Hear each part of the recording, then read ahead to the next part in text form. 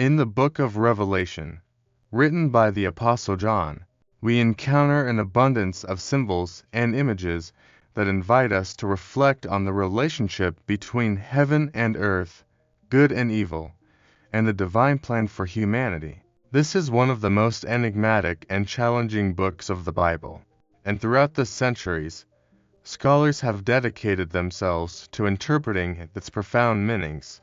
John presents us with a symbolic universe where the throne of God occupies the center of the heavenly vision. The throne, of course, symbolizes divine sovereignty, but there is much more to explore.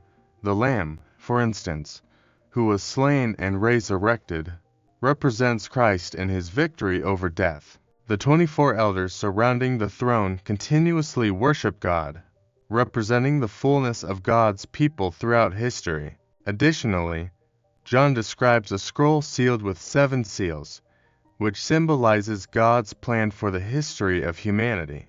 Each seal that is opened reveals a new aspect of this plan, culminating in redemption and final judgment. On the opposite end of the symbolic spectrum, the lake of fire emerges as a negative figure, representing the final rejection of divine grace.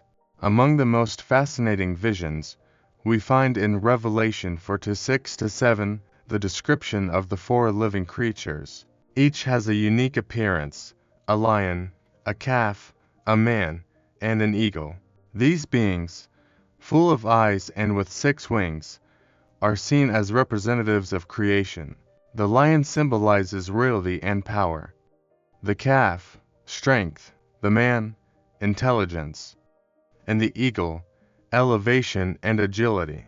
Together, they represent the life that proceeds from God and his sovereignty over all creation. However, John also warns us of the destructive side of creation. The dragon, for example, evokes absolute evil, destruction, and chaos, symbolizing the malevolent power that will be defeated in the end times. John also uses colors symbolically, assigning meanings that help convey the emotion and tension of this revelation. White, for instance, is always associated with victory and divine purity, while gold refers to the sacred and the closeness of God. But not all colors have a positive connotation. Scarlet red, for example, is associated with the dragon and the violence of evil. Yellow-green points to the fragility of life, and black reflects injustices and human misery. When we talk about Revelation, we cannot overlook the importance of numbers. The number 7, for example, is ubiquitous, representing fullness and divine perfection. Half of this number, 3.5, indicates something temporary or incomplete, such as the 3.5 years of tribulation mentioned in the book. Another number that stands out is 666, the infamous number of the beast.